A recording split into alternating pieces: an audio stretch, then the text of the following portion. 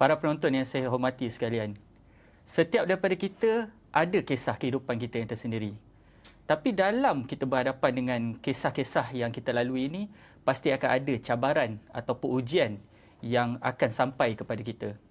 Apabila kita menyentuh mengenai ujian dan cabaran ini, salah satunya adalah apabila kita berhadapan dengan masalah kesihatan. Dan ini apabila diterjemahkan melalui masalah kesihatan ini sendiri, apabila salah seorang daripada anak kita ataupun kita sebagai penjaga atau ibu bapa berhadapan dengan anak yang menghidap pesakit, menjadi pesakit kanser itu sendiri.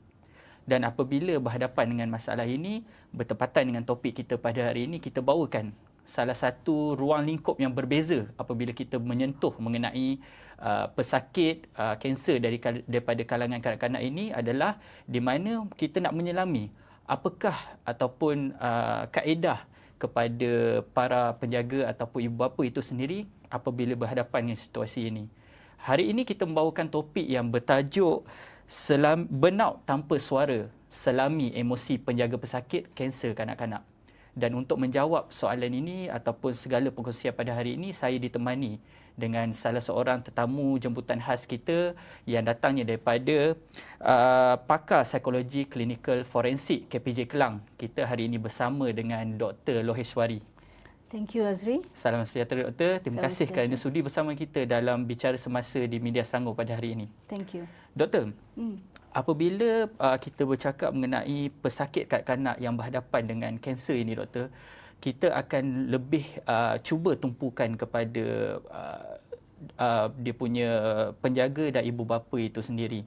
Dalam keadaan itu, kebanyakan daripada mereka mungkin akan merasa in denial ataupun merasa sebersalah, marah dan pelbagai reaksi yang memungkinkan untuk ialah kali pertama mereka menghadapi masalah seperti ini kan. Jadi apabila mereka berhadapan dengan anak mereka yang menghidapi pesakit kanser itu sendiri, kita tahu pesakit kanser itu berjuang untuk pulih seperti sedia kala. Tetapi dalam perjuangan mereka itu, ibu bapa ataupun penjaga ini cukup memainkan peranan untuk menjadi sokongan kuat ataupun tulang belakang kepada anak mereka. Dalam masalah ini, Doktor, mungkin soalan pertama saya pada pagi ini, pengalaman Doktor sendiri, bagaimanakah reaksi ataupun perbuatan yang biasa dilakukan oleh ibu bapa ataupun penjaga ini apabila mendapat tahu anak mereka itu telah menghidap penyakit kanser, dan sudut pandang Doktor sendiri, bagaimana untuk mereka keluar daripada perasaan ataupun segala macam emosi negatif yang melanda diri mereka pada ketika itu. Silakan, Doktor. Okay, thank you very much for the question, Cik Azri. So I think memang question is very important sebab when you see the patients, other than the patient is the parents, kan? So memang like you mentioned tadi, most of the patient go through a stage of denial. So kadang-kadang they cannot accept that this thing happened to their child, kan? So of course, as you see, every parents they want the child to be healthy, safe dan sebagainya. Kadang-kadang suddenly, when you mention the child is having cancer, many parents go into a state of shock. Dia tak boleh accept. Dia kenapa benda ni berlaku kepada my child. And ada ciri-ciri lain seperti blaming each other. Parents blame themselves. And then ada juga stage yang they go through in the sense of denial stage. Before they go through accepting that the child is actually having having cancer. So it is very common that the parents go through all the stages sebelum they accept that, and how they can get support. Bukan senang kalau tengokkan for parents who have children yang ada not only cancer but all the other critical illnesses.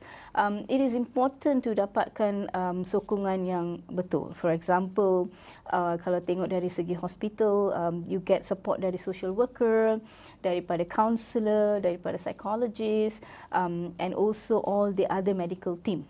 Disebabkan parents perlukan also group support system juga daripada parents lain in terms of understanding how was the journey as well.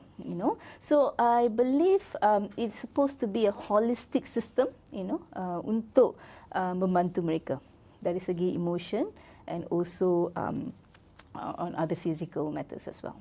Baik doktor, bila doktor tadi ada menyentuh mengenai support system secara holistik daripada pelbagai pihak untuk memberikan lebih positivity untuk menangani segala negativiti yang telah melanda pada diri mereka pada ketika itu. Mungkin kita boleh kongsikan di sini doktor, ada satu kajian daripada USM yang diterbitkan pada 2021 di mana majoriti penjaga adalah ibu, iaitu sebanyak 64.9% dan datang pula daripada sokongan daripada golongan yang mempunyai sosioekonomi yang rendah. Jadi mungkin salah satu faktor kepada peningkatan stres dan burnout apabila diagnos anak-anak mereka ini keluar, bila mereka memikirkan mereka dah ada satu masalah dalam kehidupan mereka, iaitu ekonomi, sara hidup kian mencabar, dan cabaran untuk menghadapi pula yang kita tahu bila kita ada pesakit kanak-kanak yang mengidap kanser, dia punya kos perubatan tidak murah. Correct. Dan ini menambahkan lagi kalau kita cakapkan dalam topik kita adalah burnout itu sendiri. So daripada sudut yang doktor katakan tadi, sokongan dari sudut holistik itu, mungkin kalau kita boleh tanyakan kepada doktor, bagaimana caranya untuk rawatan jangka panjang seperti kemoterapi kepada kanak-kanak ini, untuk kepada ibu bapa dan penjaga mereka pula untuk mengekalkan motivasi itu. Sebab rawatan ini panjang. Dan correct, motivasi itu pun perlu seiring dengan rawatan itu sendiri. Pandangan doktor? Okay, thank you. I think very important question. Sebab kan bila when I see parents who comes in with dengan very high burnout, when you call as caregiver burnout. So maksudnya they have been giving care for the child for a very long period of time. And bila tengokkan some factors that is involved that cause this situation is lack of support. Dari segi mainly dari segi financial, because kalau when you mention, it's dari jangka masa yang lama, the support is diperlukan, and a lot of hospitalization juga diperlukan, and sometimes the child need to be admitted, and they miss a lot of things where the school have to be in the hospital. So from this point of view, I think it's very important that they are given psychoeducation that on how to manage themselves juga, like how to reduce their stress, and support macam boleh tak we give support like nursing care for the child, okay, where the children are being taken care, and we're talking about holistic support in the government system, in the private system. Kalau tengokkan, kalau nak dapatkan good service perubatan is very expensive as well. So I think it is important that certain NGOs can also help in untuk tolong parents, and mainly when we interview, most of the time the stress is from the logistic point of view, financial point of view, and also when you mention mum, selalunya as our traditional value, we always think mum have to be there to take care. And memang burnout, when you look into burnout, memang tinggi lah di kalangan mak. Tapi we cannot forget fathers juga. Sebab kalau tengokkan, fathers punya stress and burnout pun tinggi. Sebab kan the main important part, which is financial, have to be managed by the father. Sometimes we totally forget to look into that factor. If the mom is taking care of the child, the fathers need to manage the logistic, the financial factors, or managing the other siblings. So here I think it is important where one component, which is called the family therapy, must be given to the parents, so that they boleh kawal emosi mereka dan kurangkan stres, and we can prevent the caregiver burnout. Baik, doktor, bila kita cakap mengenai family therapy, burnout, ibu ada masalah di sendiri bila berhadapan dengan masalah ini, dan tidak lupa juga pihak ayah sendiri pun ada masalah dengan financial factor dan sebagainya. Mungkin kita boleh katakan antara yang menyebabkan semua permasalahan ini adalah datangnya daripada sudut komunikasi itu sendiri.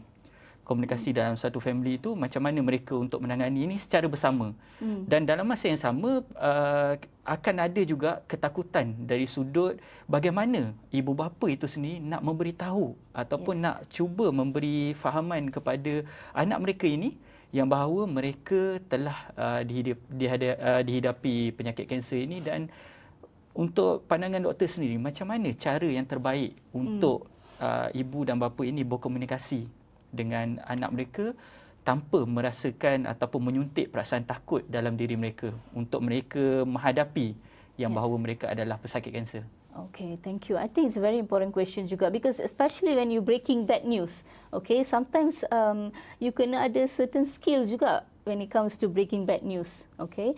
When it comes to dari segi parents breaking the news to the child, if you see the parents themselves pun ada rasa takut, not sure what is going to happen, trauma pun ada, you know, they going through trauma, and then they will have like a lot of other emotion, you know, especially when you're talking about communication. You know, masa itulah yang where you realise that the lack of communication between parents might be a bigger factor, you know. And if let's say, you know, kalau you feel that you are not able to break the news, you can always request for help. Okay, so if you look into social workers, counsellors, they can always be there and help, you know, tolong the parents untuk break this bad news, and the doctor themselves can also be very much helpful in sharing this news to the child.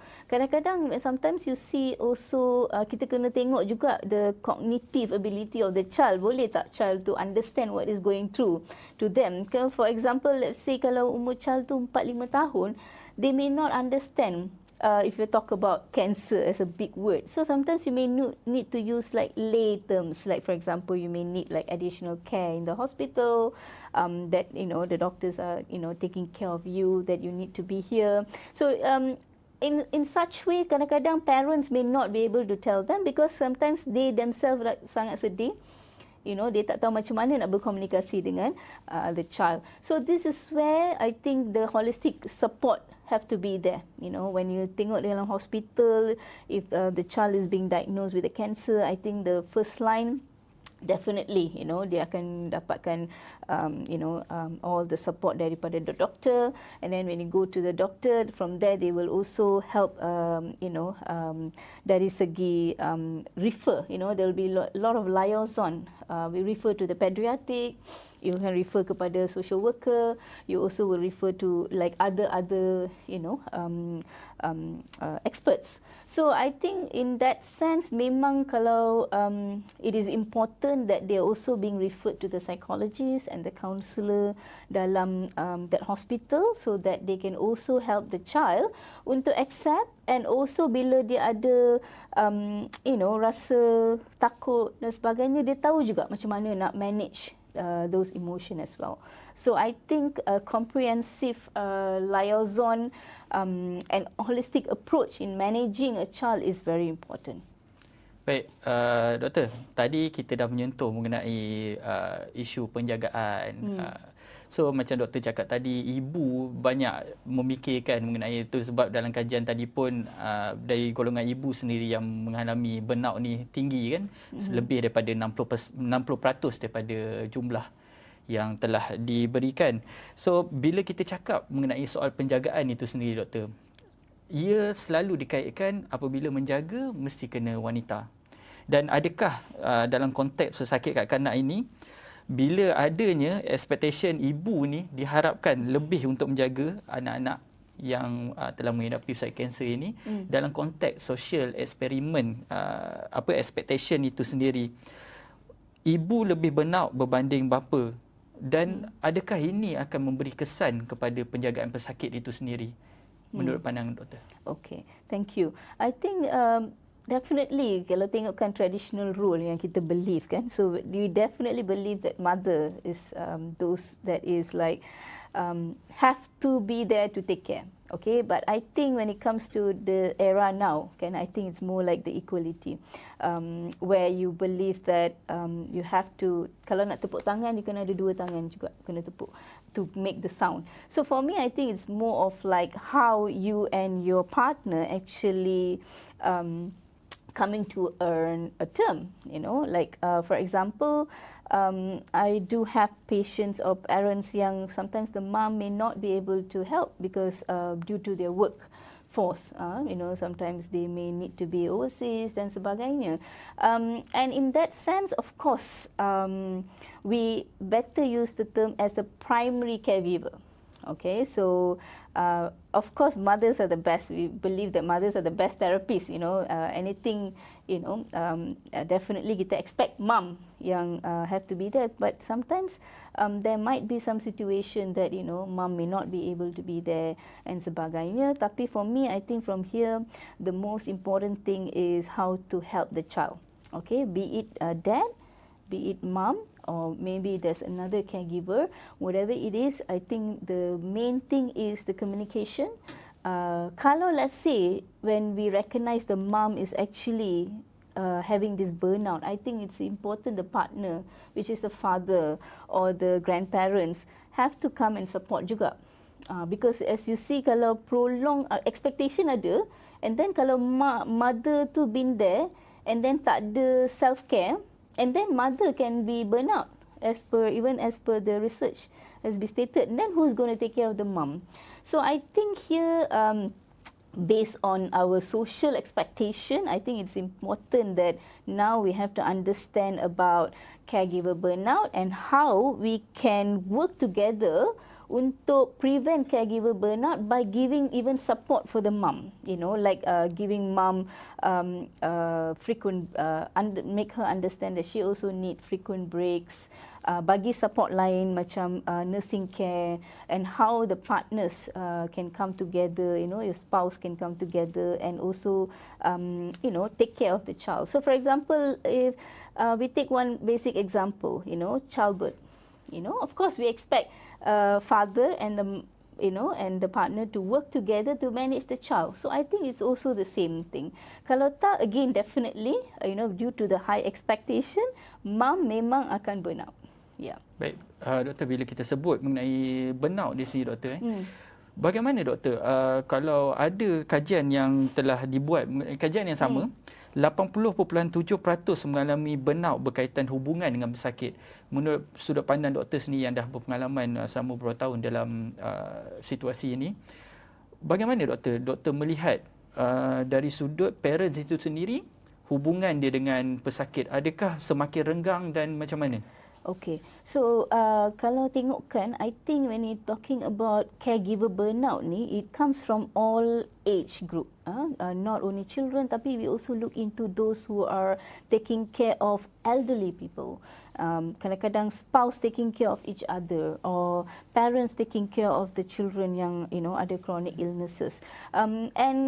Kalau when they taking care, of course, they expected to be there. Kadang-kadang you can see certain symptoms yang those caregiver will be presented themselves with. Let's say if they very prolong, stress ni kalau prolong, they boleh turn into burnout and make the caregiver to even have depression symptoms depresi, kebimbangan, and selalunya they come up with a lot of symptoms of gangguan tidur. That is mainly the start, sebab they kena care the patient for a very long period of time. And then another thing is they will become stressed themselves, and then they will also start untuk menyendirikan diri, withdrawal symptoms. So all this is very important, and that leads to the caregiver themselves jatuh sakit. Dia sendiri jatuh sakit. So I think that is the long term lah yang akan berlaku. Sebab tu pencegahan caregiver burnout ni sangat penting, and need to be really addressed dari start. So tadi doktor ada sebut mengenai pencegahan tu, doktor. Mungkin doktor boleh kongsikan sedikit di sini langkah pencegahan untuk mengelakkan situasi ini berlaku. Okay, so from my opinion, memang sangat penting yang bila family member has been diagnosed with these critical illnesses, first thing is they have to definitely get a lot of knowledge, which means like dari segi medical. Secondly, I think important untuk discuss dengan family members and partners in terms of how are they going to support the child or anyone who's in the critical illness situation in a long-term situation. So maksudnya dari segi financial, what they can do, dari segi social worker, how social worker can help them dapatkan financial support, and then dari segi emosi, macam mana dia orang dapat akses ke psychologist dan counsellor, because not semua dapat akses ke psychology and counsellor. Kalau tengokkan dari segi government hospital, we have limited psychologist and counsellor services that can have access to them. And then kalau tengokkan private, of course they have to the support is pretty expensive. Okay, so that is something that memang we have to see macam mana kita boleh find the gap, to help them. And then other than that, definitely group support. Dari segi family members, yang tu pun sangat penting, in terms of for example, kalau is it okay for mom to take off like a day or two for not taking care of the child. Kadang-kadang they feel very guilty. Sometimes some parents kan, dia rasa guilty sangat that they are not there to take care of the child, and that guilty conscious tu will make them to forget about self-care. They forget about how to manage themselves. Kadang-kadang lupa nak makan, lupa nak tidur betul-betul, always on the run. Okay, so I think all this, the parents memang, especially the mom also, perlukan support daripada psychologists and counsellors, and so that they can also luahkan perasaan mereka, and also tolong mereka untuk accept the situation and see how they boleh proses emosi mereka dengan lebih baik, in a more positive way lah, rather than negative coping way. Okey, tadi doktor ada menyebutkan mengenai depression di kalangan orang yang menjaga pesakit kanser ini sendiri. Doktor, mungkin doktor boleh berikan sedikit tanda-tanda awal kepada yang menyebabkan stres atau kemurungan ni yang boleh diberi perhatian oleh mereka yang terdekat dengan dia. Okay, I think mainly sangat important to take note of the symptoms, like mainly first thing yang akan berlaku ialah rasa letih, very lesu, and then mungkin kurang makan, and then ada gangguan tidur juga. Okay, and then they become very emotional. And then after that dia akan tunjuk simptom-simptom stres, like ada yang makan lebih, ada yang kurang makan.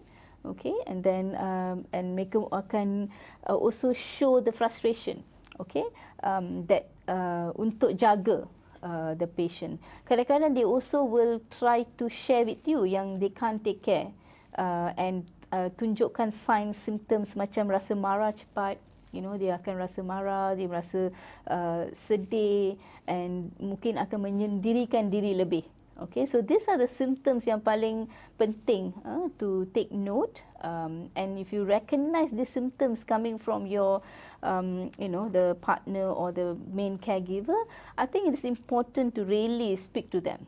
Tanya mereka what is happening. Are they able to take care? Do they need rest?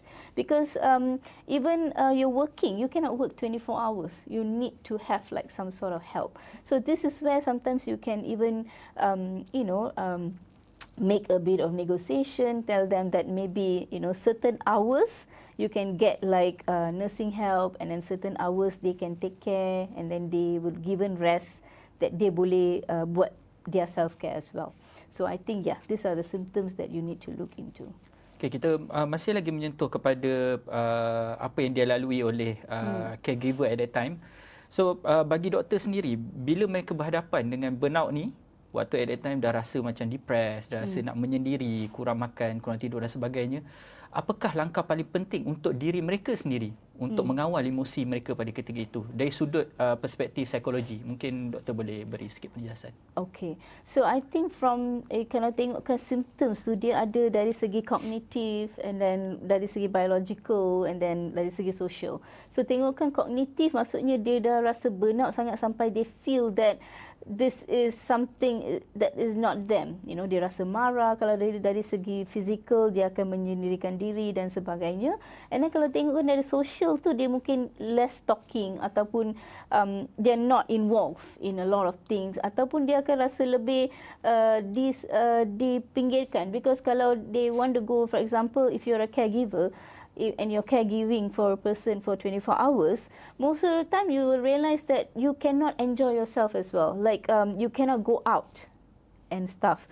So bila there is some symptoms like this, it is important to actually speak with your family members, and tell them that you're feeling this way, and get the social, the emotional support to be managed. Get access to the counsellor, get access to the psychologist, and tell them that these are the symptoms you're experiencing.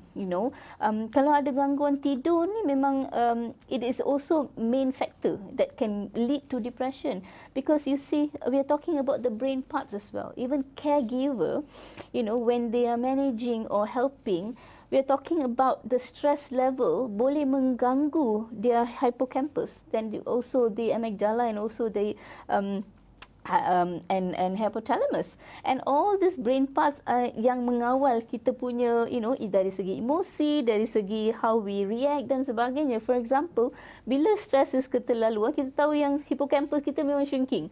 Okay, so yang menyebabkan kita lebih lupa. Okay, kalau tengok amygdala tu, dia dah macam mengembang dan sebagainya, that make us to feel very angry cepat. Okay, so and kajian menunjukkan bila you stress and for at least 3 to 6 months, there is changes in the neurochemistry in the brain. So this also happens to the caregiver. So let's say dia memang dah prolong macam ni, and then memang nampak dari segi biological, change in the chemistry and brain structure, and then psychologically memang you dah nampak the symptoms yang macam menyendirikan diri dan kebimbangan dan and anxiety. And socially, memang kalau tak ada support, that person themselves can become, can fall into, and have mental health condition. So therefore, I think it is important to recognize, that even caregivers can go through this, and dari segi biological pun sangat penting that untuk have our mind and the brain to be healthy, we have to help them from that perspective.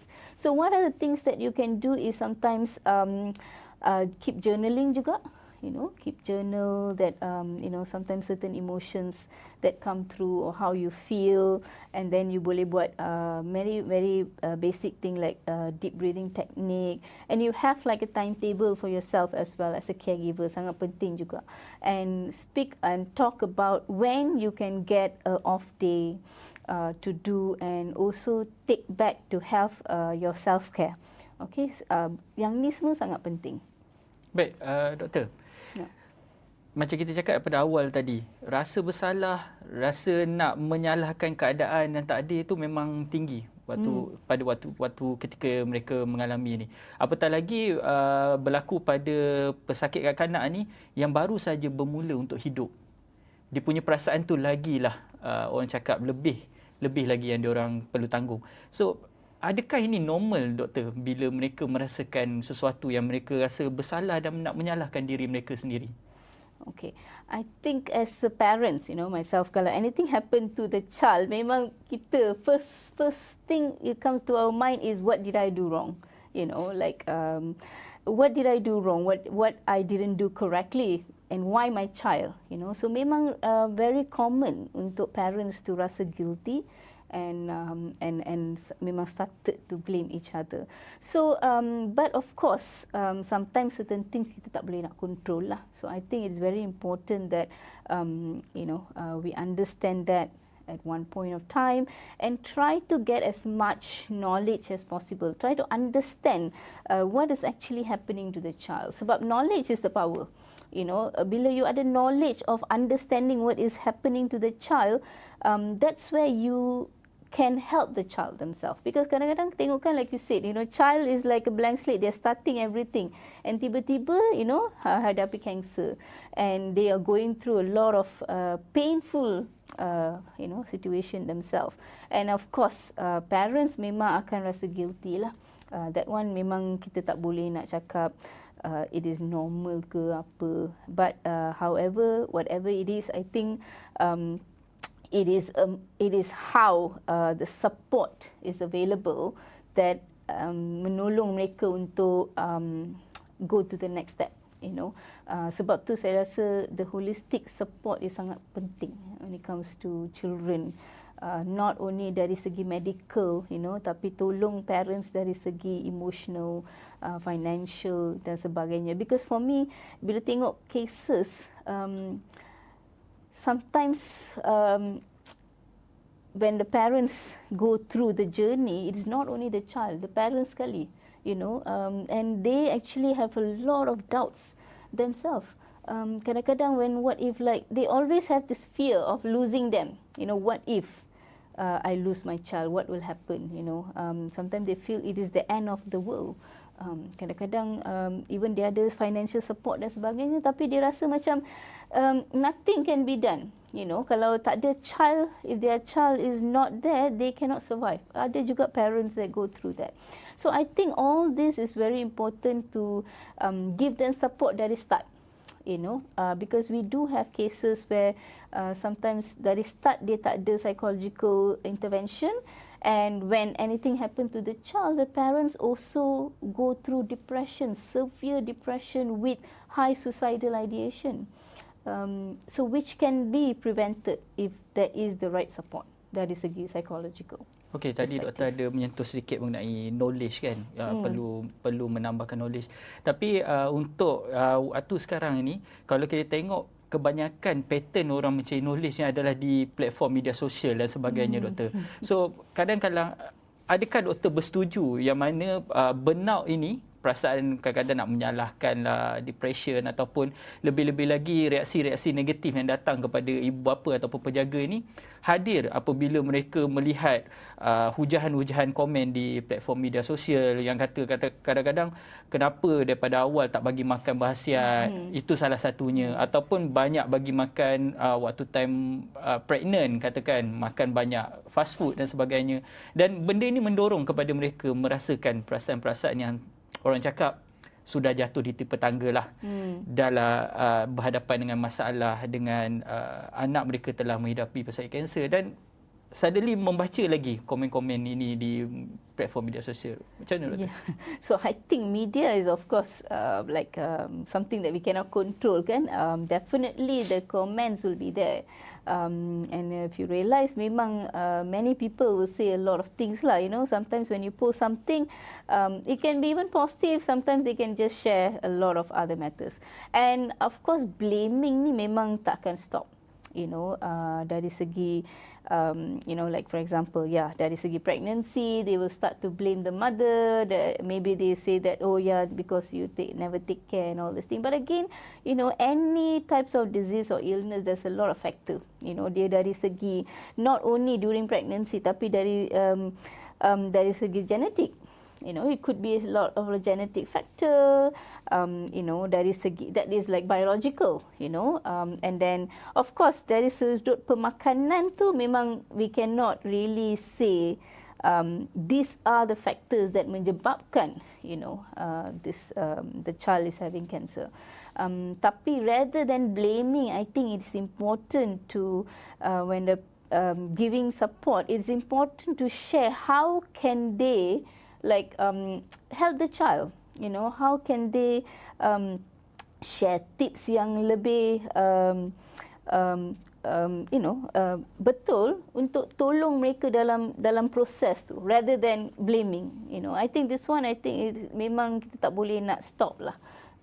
I think it's more of the mindset of the person who's commenting. I think it's important for them to understand parents are not going through, it's not easy for them to accept. So rather than blaming or giving any other comments, it is important to be more empathetic. Okay, become empathetic. Try to share more positive comments instead of giving the negative comments. Baik, doktor. Berbalik kepada kajian daripada USM yang kita sebutkan sebentar tadi.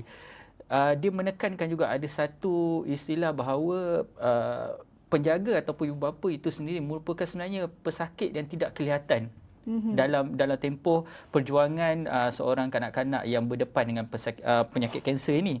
Dan bagaimana, soalan saya adalah, pihak hospital ataupun pihak pakar sendiri menyediakan satu ruang yang khusus ataupun satu sokongan dari sudut psikologi untuk keluarga pesakit itu sendiri?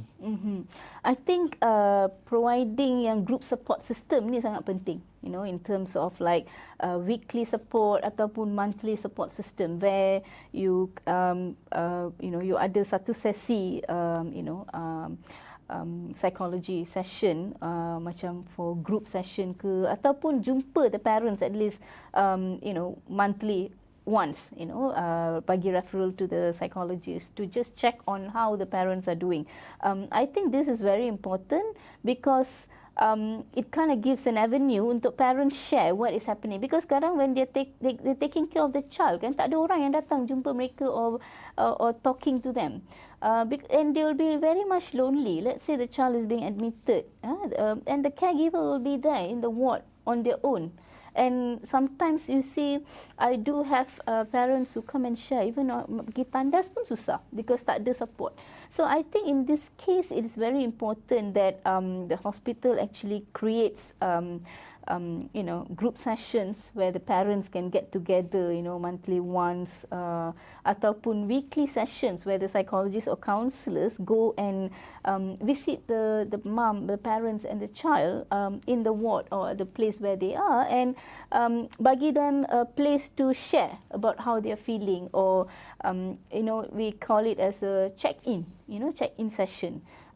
So in this way, we can always be in that check in with the parents juga. Macam mana dia rasa, ada tak cabaran? Kalau ada cabaran, how we can actually provide assistance. Ataupun kita boleh juga refer to social worker to get further assistance dan sebagainya. So I think this check-in, frequent check-in session ni sangat penting. Be it even their outpatient, I think it's important to have these check-in sessions. Dari pengalaman doktor sendiri, berhadapan dengan situasi ini, ada tak yang orang cakap program ataupun ruang yang dah sedia ada sekarang, yang memang akan dilakukan based on, orang cakap memang SOP-nya begitu di hospital swasta ataupun kerajaan? I think hospital kerajaan definitely, I think there's a lot of program that is being given. For example, dia ada program sekolah in the hospital dan sebagainya. But of course, when you're looking into from the point of hospital swasta, I think it is still in the developing stage lah. Whatever it is, I think if let's say any child has been diagnosed, I think the first rule of thumb, I think kita kena sediakan perkhidmatan ini. Be it in the swasta or in the government hospital.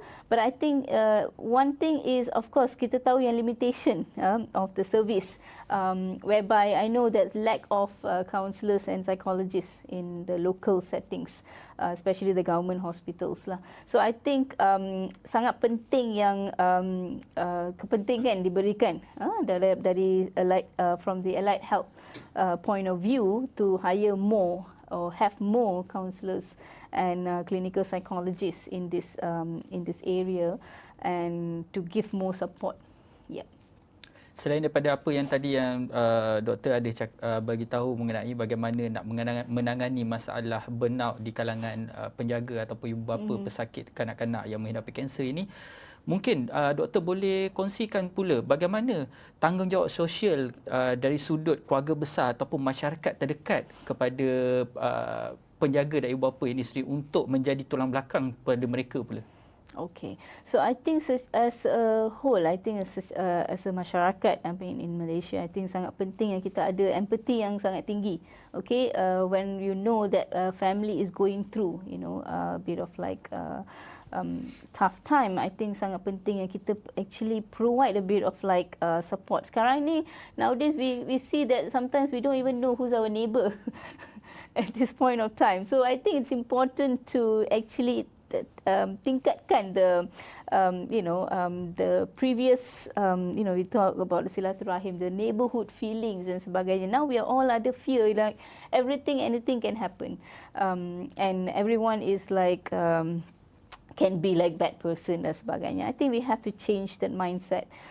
Try to be more empathetic, try to be like we are one Malaysian, have to be helping each other more.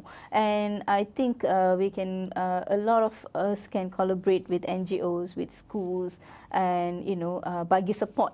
When you recognize, which I think it is very good, because sometimes when you refer to certain NGOs or some individuals, when you approach them, they do the crowdfunding. I think this is one of the very good thing about us Malaysian, that we are actually there to help.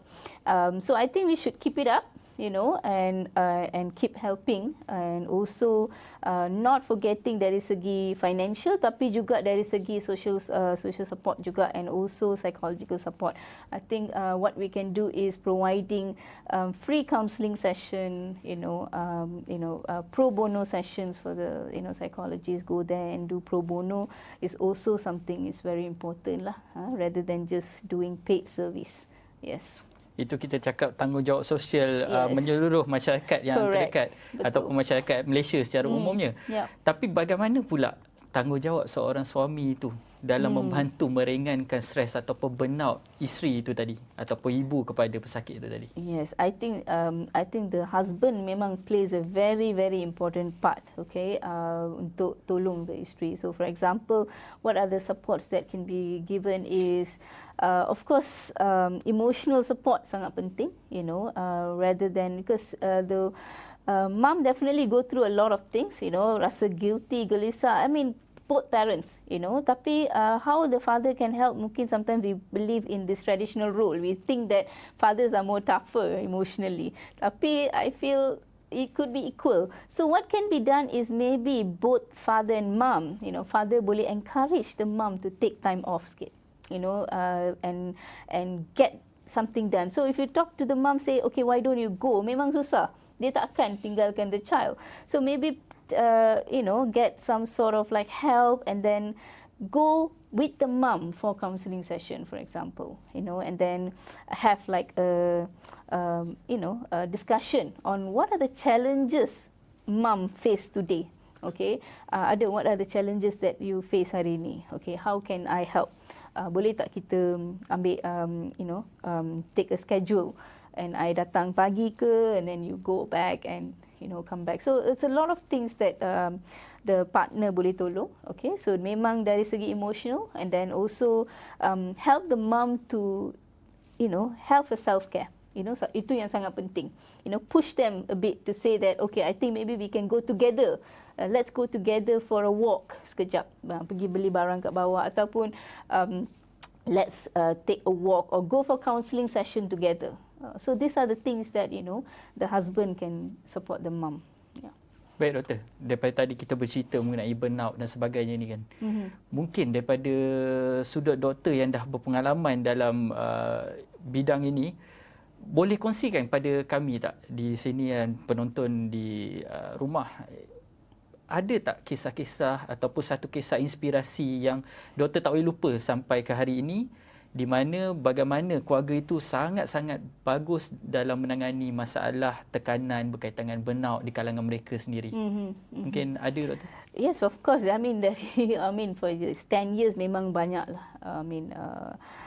Cases that has been seen. Tapi memang one of it I see is those clients yang ataupun the patients who ada support yang from the family, and dari and who know how to have self care, yang ada good communication between the the parents, between themselves, and basically I can see they really able to manage and accept what is happening, and able to provide better long-term care for the child. Okay, ada yang cases yang even we seen that the child even memang ada remission, cure and sebagainya. So I think here what is important, like I said, understanding what is happening, ada communication yang bagus between the parents, and getting the right support from the right person is memanglah the key factors untuk a successful as become a successful caregiver. Baik doktor. Soalan terakhir saya, mungkin sebab kita banyak lagi soalan yang kita nak tanya, tapi mungkin sebab masa pun dah mencemburui kita, kepada mereka-mereka yang berada dalam situasi ini, yang berada di dalam titik terendah dalam kehidupan mereka, di mana mereka terpaksa untuk, orang cakap, sampai tahap dah rasa berputus asa, dah rasa memang dah total burnout berkaitan dengan isu ini, nasihat doktor kepada mereka. Okay, so I think rather than berputus asa, I think it's very important to understand what is going through. I think sangat penting yang they really look into the symptoms. Understanding the symptom is sangat penting. Okay, next is memang kena seek support. You can kalau boleh try to reach out untuk dapatkan support. Okay, another thing is, let's say even the hospitals can even approach those patients and psychoeducate mereka, in terms of bagi mereka information di mana mereka boleh dapatkan support. I think that is also important, and bagi dia orang like counselling sessions dan sebagainya. So I think these are the things that can be done. Like I said, selalunya dia kena memang holistic approach.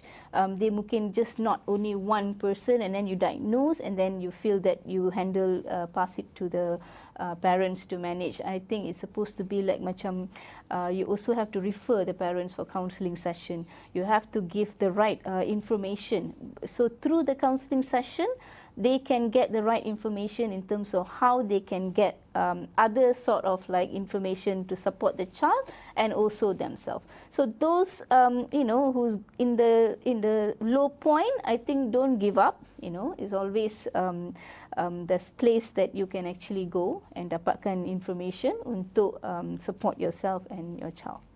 Baik, Dr. Loheswary. Yes. Saya ucapkan terima kasih sekali lagi di atas penerangan dan penjelasan Dr. Loheswary yang saya rasa semua di antara kita boleh jadikan sebagai tauladan dan juga informasi yang boleh dikongsikan kepada mereka yang lain. Baik, saya rasa kita dah sampai ke penghujung rancangan kita pada hari ini. Kalau siapa yang masih lagi bersama dengan kita daripada awal hinggalah ke hujung rancangan kita, kami ingin mengucapkan terima kasih dan teruskan kesetiaan anda dengan mengikuti kami di semua platform dengan carian MediaSelangor. Dan satu lagi daripada saya adalah jangan cepat kita berputus asa. Tiada masalah di dalam dunia ini yang tiada jalan penyelesaiannya. Keep on sentiasa fokus dan juga berikan yang terbaik supaya mereka yang masih berjuang ataupun yang masih struggle dalam kehidupan mereka mampu menemui jalan penyelesaian kepada permasalahan mereka. Sekian saja kami daripada Bicara Semasa pada hari ini. Kita akan berkongsikan lagi pelbagai informasi di masa-masa yang akan datang. Assalamualaikum warahmatullahi wabarakatuh. Salam sejahtera daripada saya. Terima kasih. Thank you.